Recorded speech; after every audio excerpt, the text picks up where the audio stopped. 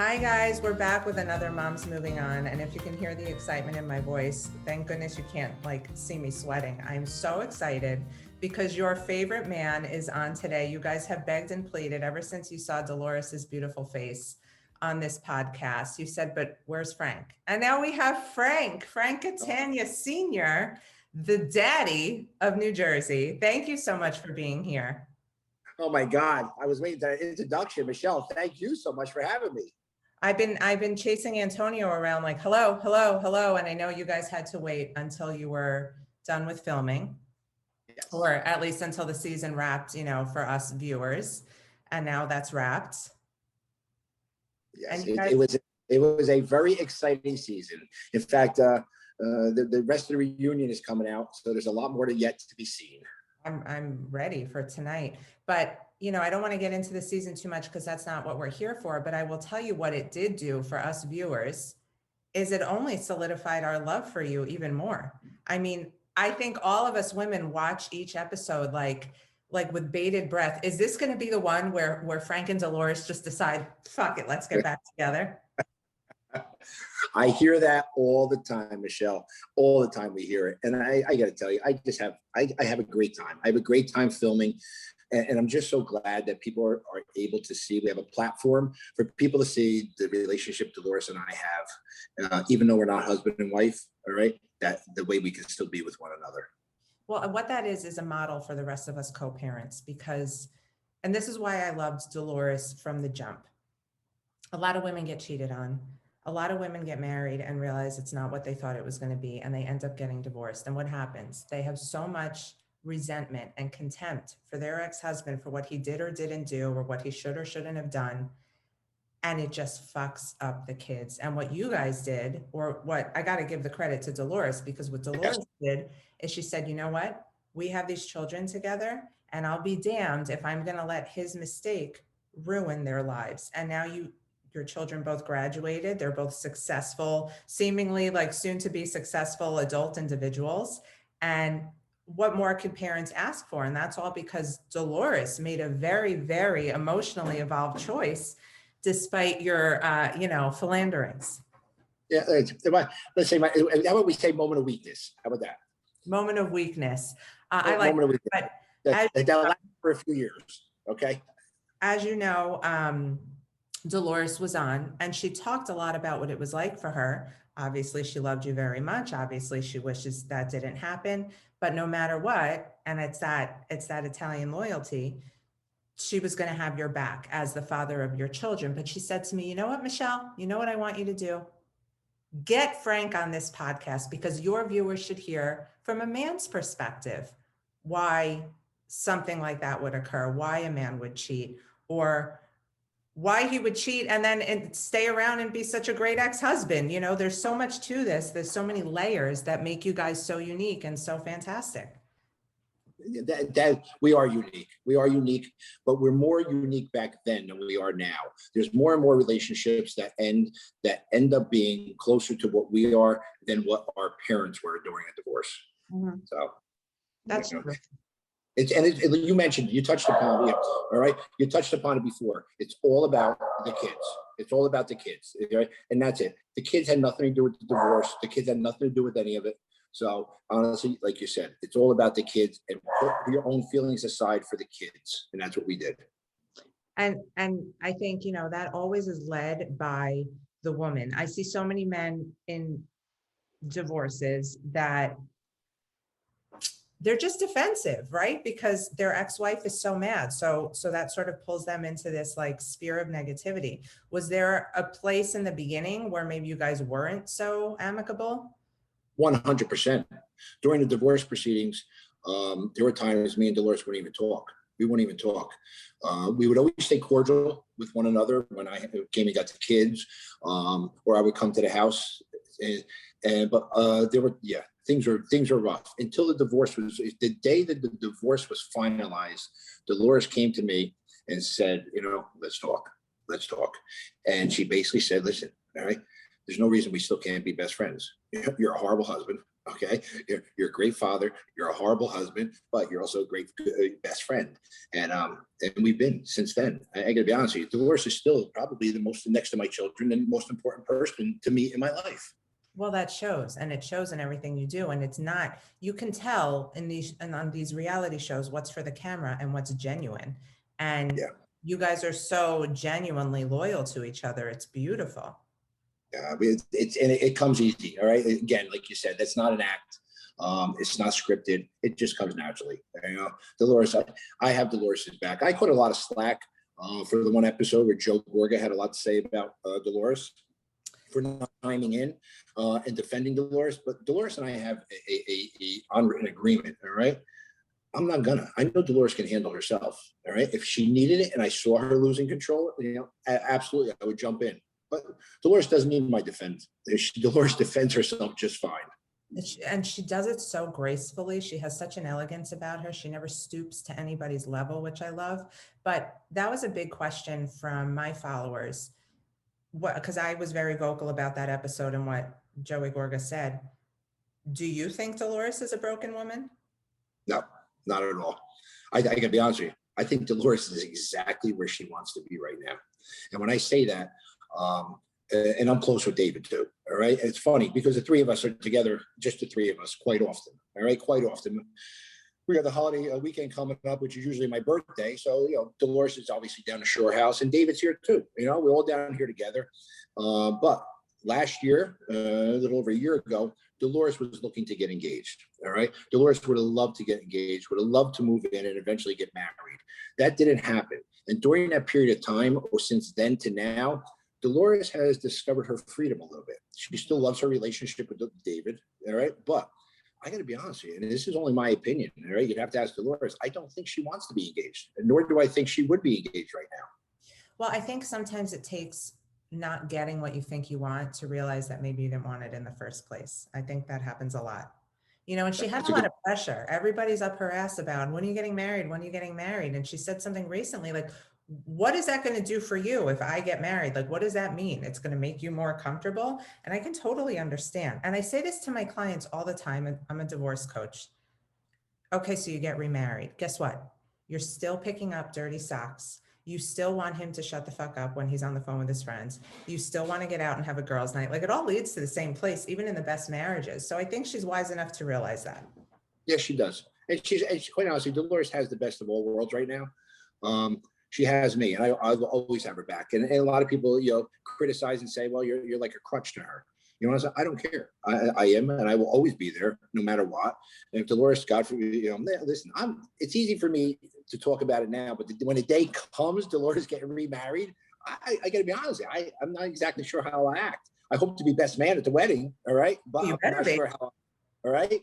So, Can I be your date to the wedding? You know, absolutely, Okay. without a doubt. Okay, I'll fly up. My husband won't mind.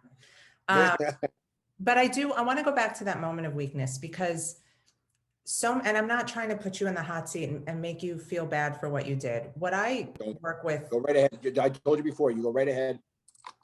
I live up to everything I did. Everything I did it. Okay. And I have no problem defending it or, you know, admitting to it. And so listen, there's no hot seat. I'm perfectly okay with it. I think it's just more trying to help women understand, you know, I work with women who have been cheated on all the time. And I'm constantly telling them, a man doesn't cheat because of you. A man cheats because of him. Of course, there are situations where there's a loveless marriage and there's no intimacy and you got to get it somewhere. But in most cases, it has nothing to do with how much you love the other person. There's an itch that needs to be scratched. The opportunity presents itself, whatever the case may be. So what was it in your mind that led you to this less than stellar moment? And exactly the way you just prefaced it is exactly the way it is. All right. I can tell you something. My relationship with Dolores at the time, and she was pregnant with my son, Frankie. Our relationship was great. Okay. It's still to this day. I mean, Dolores was a gorgeous, gorgeous woman. Okay. And it just so happened, I was a divorce attorney and it was a divorce client. And next thing you know, you're getting attention from someone else then maybe there was an excitement in the marriage after a little bit, a while. And you want to know something? But the grass is not always greener on the other side. And that's what I learned. All right. And I'm not even going to say a moment of weakness because, listen, I could have stopped it. I could have stopped it. I didn't. All right. The girl that happened to be with didn't compare to Dolores in any way. Looks, emotions, sexuality, you name it. Okay. And I knew it. I got to be honest with you. When I walked out the door, I knew I was doing the wrong thing. And I kept, and I don't even know. I don't even know why I did it. I look back now. I don't even know why I did it. There was no excuse for it, except, maybe got some new attention. Which, listen, guys, if you have a beautiful, beautiful wife at home and she gives you everything you need, the grass is not greener on the other side. Okay. And so after that time, our relationship has since changed. I don't know what the future will bring, but right now our relationship is good. And I think both of us are afraid to screw it up. Yeah, I know, you can tell. Now tell me, because for the kids, this becomes, and again, you guys are like the unicorn of co-parents. It's, well, daddy cheated on mommy and hurt mommy, and then the kids feel a certain way, and there are loyalty binds and parental alienation. I imagine this didn't happen with you guys, but when, Frankie was old enough to know what was what, did either of your kids say, Dad, what the fuck? Yeah, quite honestly, I didn't think my kids, I think, were like 16 years old when they realized we weren't married. They just thought we lived in different. Okay. All right. Yeah. And that has to do with Dolores. Dolores took our divorce hard. She really, really did. And that made me feel, oh my God, and that's one of the reasons I didn't go back to Dolores at the time, because I didn't feel I could be faithful to her at the time. Mm-hmm. Okay. And I felt horrible, because she took it bad. But one thing Dolores never did, she never badmouthed me to the kids. Okay. My kids, yeah, ladies, no matter how much he did you wrong, you do not badmouth in front of the kids. It's like co-parenting number one. But at the same time, all right, because I knew I was in the wrong, and my kids and Dolores never wanted for anything. Okay, it wasn't a money issue. If I had it, they had it. Okay. They didn't put themselves in this position. I did. So I made sure that their lifestyle, their lives that they were accustomed to, didn't change in any way whatsoever. All right. There was a point in time where, I would go to the house every single night and put my daughter to sleep until she fell asleep. All right. And then leave after that. Frankie was born right around the time of the infidelity. And me and Frankie had a very rough first 8 years. Okay. Because I wasn't there constantly. All right. And we then became closer as he started sports and I coached the sports. And I got to tell you, my relationship with my son now is incredible. Incredible. My relationship with my daughter is incredible. All right. So it's some rough, it definitely, it wasn't always peaches and cream as everyone sees right now. And I love that you can own that, because we see what we see, and we see these kids who are so emotionally well adjusted and smart and did all the right things in school and are on their way to becoming very successful grown humans. And so we, from the outside, we're like, oh my God, these parents did everything right. But it is refreshing to hear that. And not that, we want you to have had a hard history with your son, but it's refreshing to hear that you're human too, that everybody had to go through it in a certain way to get to a better place. 100%, without a doubt. And I got to tell you something. Let me just backtrack it a little bit. I was a divorce attorney for 21 years. Okay. And I handled divorce, and I handled both women and men. All right. And I used to hate when I would represent, usually it was the men, all right, who would come in and say, I don't want to pay her this amount of money. I said, well, if you don't want to pay her that amount of money, okay, that means you have to have the kids more overnight stays. And it's a whole thing. It goes into an equation, child support, well, listen, I don't care so much about seeing the kids. I just don't want to pay her. And I'm like, what the fuck is wrong with you? Okay. And I made sure that was never, ever me.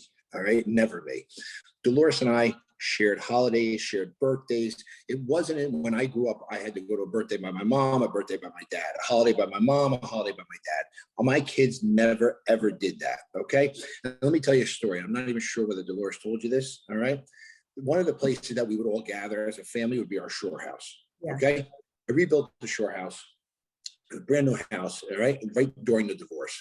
So mine and Dolores' bedroom is on the third floor. All right. So Dolores says to me, we're going back and forth with divorce, and it was nasty. It was nasty.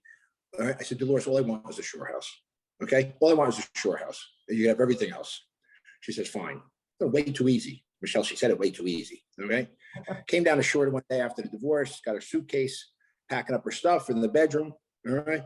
And I'm looking, and I thought, wow, maybe she really didn't like it here that much. She wasn't that sad. So anyway, took her suitcase, went down the stairs, went to the second floor, into the bedroom, unpacked her stuff, and that has been her bedroom for the past 18 years. That's amazing. She didn't tell me that. Dolores, what the fuck are you doing? She goes, I said you could have the house. I didn't say I'm not going to still stay here. All right. Oh my God. So I got to be honest with you. The way it's been is it's still our house. All right. She's here with David. All right. I'm still here with my girlfriend, our girlfriend at the time who I'm dating. All right. We all go out together, and my kids are here with their friends. So it's still one big family. Nothing ever changed. Okay. And I got to be honest with you, when she stopped on the second floor and emptied her suitcase, Michelle, I didn't have a problem with it. I liked it, Yeah. So, Well, again, you didn't cheat because you didn't love her, and that love didn't go anywhere. And Michelle, I just want to back 1 second, because you pointed up a good thing, especially for the women, all your women viewers. All right, guys, Dolores did absolutely nothing wrong. All right, a man doesn't cheat because something is wrong. Sure, they could, but that's not necessarily the reason. I couldn't tell you that there is something Dolores did, to make me go cheat, because there was nothing. All right. She was an incredible wife. She was an incredible mother. All right. And I own it. I own it. I was wrong. I cheated on her, guys. And there wasn't a thing she did that, or could have done, that could have stopped me, or it could have been any different than what she did. Well, if you could rewrite history, would you have made the same mistake? Can I tell you something? I don't know. Because if, in fact, listen, me and Dolores had arguments here and there. I don't know. I don't know if we both be this easy, because we get along so easy now. And if my kids would be so well adjusted if we stayed together, I don't know, How, right. Well, I get it, because you never know. I mean, you never know what could happen, and you guys have found like a really great stride. How long has it been since Frankie was born? Frankie was, honestly, it was in the midst of it. And yes, it was right around the time Frankie was right when Frankie was born. Okay. And that was 1998. All right. We ended up getting divorced in 2002. Right. Oh, that's okay. all. Let's say 20 years. Yes. Yes. We've been divorced over 20 years. Yes. And in this 20 years, Frank Catania Sr., you're telling me there's not been any, let's rekindle, let's see what's still there. I think, honestly, I think, to say lack of a better saying, I think Dolores and I celebrated the divorce back in 2002, and I think that was the last time. Oh, really? Yeah, I think so. Wow. Okay, at least there was that, because we look at you guys. She's flaming hot. You're flaming hot. And we're like, well, how does this not, like, you guys should be like magnets. Then Michelle, I walked in the other day. And Dolores, Dolores, where are you? I come upstairs. I walk in, she's taking a bath. All right. So I'm talking to her, and neither one of us, like, it doesn't even phase either one of us. All right. It's like talking to my sister, I hate saying that, but that was it. Walked out, and people say, what, she's naked there? I said, no. Did you see the picture she posted today? And I commented on it. I said, put some fucking clothes on. Right? She's looking really good. You could tell she's in this real confident place in her life. What did it feel for you? What did it feel like for you when you saw that things were really getting serious with David? I got to be honest with you. It was nice, because I like Dolores to be happy. I really do. All right. Listen, but Dolores, David is an incredible doctor. And me and Dolores have had this talk so many times. All right. She's secondary. His job is number one. All right. I can be honest with you. My stepmother just had a heart attack. All right. And David's at the hospital. He's there by her bedside. He's there reporting to me and my father everything. I'm sorry. Sorry about that. I just got a call, which I tried to block on my call. Sorry about that. Okay. All right. So anyway, yes. So next thing you know, all right, he's there reporting. He loves his job. He loves his job. All right. But it wasn't always that way. So easy. The first time Dolores dated, all right, started dating after our separation, and I had absolutely no right. I had absolutely no right. I went to the guy's house. All right. She's there. All right. And I'm calling. No one's answering. I'm banging on the door. No one's answering. All right. So all of a sudden, at this point, I see all the lights in the house shut off. All right. I said, what the hell's going on? So I'm like, listen to me. All right. So finally, Dolores comes out. And Dolores goes, she goes, Frank, what the fuck are you doing here? All right. I said, Dolores, blah, blah, blah, blah, blah. And she goes, shut up. I said, so then I see her walk into her car. I said, you're leaving? I said, she goes, yes, I'm leaving. She goes, I'm not going to date a guy where my ex-husband comes to the house banging on the door and he says, shut all the lights off so he doesn't think we're here. All right. She goes, I need a man. So she left, and that was the end of her dating that guy. All right. The best. Oh my God. She's like the people's hero. So it's been really great for you to see her move on. I can imagine though, in your 20 years that you've been dating, that maybe the women weren't always so accepting of this closeness you have with your ex. It's been the end of many relationships for me, because I got to tell you something. Anytime you start a relationship, I always premise it. I'm very, very close with my ex-wife. Okay. Now everybody knows because of the show, but prior to the show, right? And they're like, oh, that's great. That's great. But then they see how close I am to my ex-wife. Right. Dolores will call me at 2:00 in the morning. I got a flat. Oh, my ass is out of bed in the car and gone. All right. And I can be honest with you, there's a lot of women, all right, who can't handle that. All right. They couldn't handle it. And it was the end of a few relationships for me. And quite honestly, Dolores comes first. Dolores comes first. All right. I had a long-term relationship with someone who didn't see Dolores as a threat whatsoever. And it was great for a long time. And the two of them got along, and and that's it. And any woman who I date afterwards is the same way. All right. At least now it's a little bit easier because they see it on the show. And when I say how close we are, they see it on the show, Michelle. And it's not a surprise to them. So when I say I'm close, I just don't mean, hey, we call each other every once in a while and we get along with the kids. No, we're close. Yeah, it's hard for a woman because there's that insecurity of like, what does he want with his ex-wife? But at the same time, like for me, when I got remarried, I knew I had to be with somebody who respected his ex-wife. And then there were times where I had to check myself, where it was like, oh, she needs this or she needs that. And I'm like, well, tell her, but I remember that this is what makes a good man. And hopefully you have somebody who can withstand the relationship you guys have, because it's just too beautiful to fuck up. You're 100% right. And Michelle, honestly, it's twofold, because not only is it a good relationship, but they look at my ex and see a gorgeous woman on top of it. All right. So it goes beyond that as well. So. Yeah. So what advice would you give to a woman right now who is reeling over the fact that her husband has cheated and she has caught him red-handed in the act? I would probably have threefold. Okay. Number one, don't blame yourself necessarily. All right. I don't know the circumstances of everybody, but listen to me. Most of the times you did nothing wrong. You did nothing wrong. Something may have been lacking in the marriage, but quite honestly, it should never rise to the level of cheating. Okay. That's what therapy is called. That's what counseling is called. Get it addressed. All right. That's the one thing. All right. And number two, all right. Just because you're divorced and just because he may have scorned you, remember the children come first. Okay. I understand your feelings are hurt and you want to yell and scream at him and swear at him when it's you and him. That's fine. All right. Don't do it to the kids, because you don't. It makes your life so much easier later on if all of you get along. It really, because as you get older, the last thing you want is stress. All right. And there's no more stress than with an ex. All right. If you remove that stress from your life with an ex, I tell you something, Michelle, it's such a different situation. And lastly, and this I'm talking both going through divorce and as a divorce attorney. Okay. This is the worst of the worst. Okay. All right. You going through your divorce is the worst of the worst. All right. It's only a matter of time. All right. You will be in a better place. Okay. It's only a matter of time. All right. And I got to tell you, not 9 out of 10, almost 10 out of 10 of the women who I have represented in divorces, all right, years later have always said to me, Frank, I remember what you said. And I got a new boyfriend. I got a new husband. I went back to school. All right. So many different things. All right. And they say, you want to know something? I am better off. I am better off. And I wouldn't have done this if I was still with my husband. Exactly.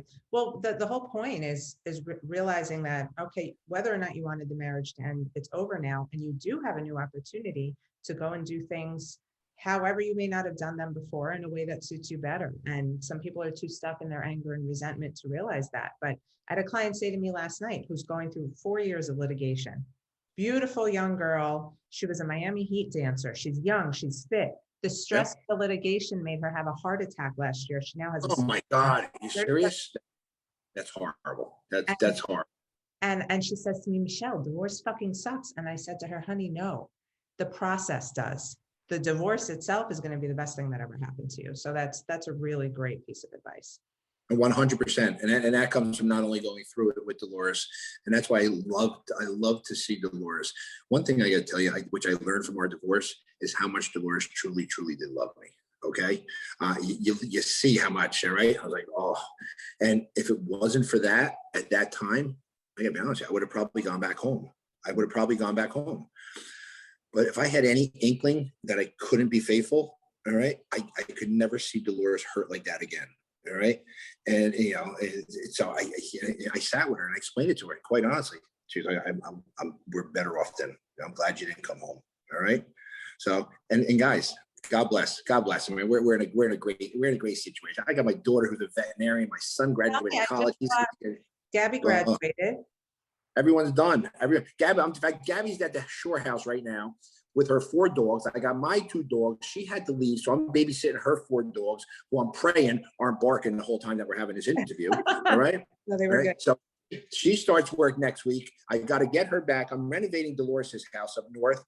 Total renovation to make sure my daughter can get back inside next week, so she's ready to work. All right. Oh, it's to put a lack of a better word, the last 3 months for our entire family is nothing short of a clusterfuck. All right. It's a fun clusterfuck. It's all good things. These are all good things. Yes, it is. All good things is right. And Frank Jr. is also graduated, right? Right. Frank is graduated. Frankie is working. He's got an incredible job. In fact, he is working for Teresa's new boyfriend. Oh, Louis. Okay. Louis. Yes, he is. He's working for Louis. And I gotta be honest with you, Louis, I've only met once, and people ask me what I think of Louis, and I said, I haven't been with him long enough, but let me tell you something. I'm basing it upon the way he treats my family. All right. I got nothing but nice things to say about this guy. Nothing but nice things. I hope you have good intentions. Teresa deserves it. No, let me tell you, if it doesn't work out, I promise you, he'll be the one crying, not her. All right. So, all right. Teresa's rough, man. She's been through a lot, so she knows how to handle things. Well, and also the way you guys support her is also a really nice thing. I mean, she couldn't have gotten through it without all you guys. And so, and all you guys, I mean, the Catania family, like that loyalty there runs deep, and that's a beautiful thing. But she also just, her relationship with Joe, if you notice, they had a dinner the other night down in the Bahamas with Joe Giudice and Louis and the family and everything else, which, guys, I can tell you, Dolores should take credit for it, because Dolores set the way for a lot of people who would never say. I love when people always say when they first started divorce, don't think we're going to be like Frank and Dolores. Okay. by the time they're done, they're like Frank and Dolores.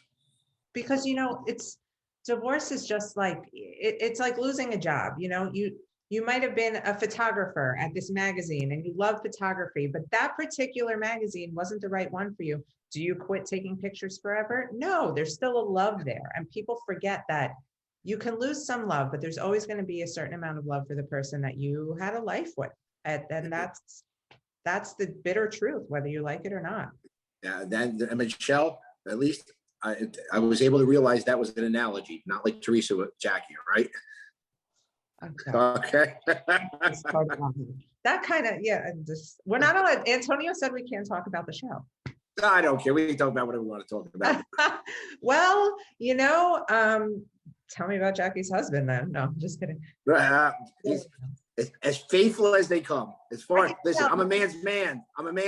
He's been faithful for as far as I know anything. Yeah. And, when I talked to Dolores, when we did the podcast, that episode was about to come out. And she was like, oh, just take what Teresa says with a grain of salt, basically. And I said, okay, say no more. Yeah, exactly. So will there be a house husbands show? Because that's all the world is missing right now. Well, honestly, I don't know, but we do have myself, Joe Beningo, Margaret's husband, and Joe Gorga. We have a show, all right, in Atlantic City. All right, we're on June 12th. We're at the Hard Rock. So we are nearly sold out. And if we sell out there, we may be going around the country. So together with Michael Martacci. Michael Martacci is a Frank Sinatra's godson who sings Frank Sinatra, is incredible. So us and him, yeah, we may be taking it on the road. Take it on the road to Miami. I'll be in the front row. Oh my God, for sure. Tickets. Yeah, I'll be there. For sure. Is that where you guys are located, down in Miami? Yeah, I grew up in New York and New Jersey, and I moved down to Miami 9 years ago. Where in Miami? I'm in North Miami in Aventura. But you guys are right next to us. No, that's it. Me and Dolores, we were down in Sunny Isles. I know, she told me, and I was in Colorado skiing. She was like, we're gonna have lunch. I'm like, I wish. I was out of town skiing, and the day I would have seen Dolores, I sprained my ankle. So that was a sign. Oh my gosh. Yeah, that's what you get. That's what you get for going to cold weather, Michelle. I know. I grew up in Long Island, and then I actually lived in Lodi before I moved down here.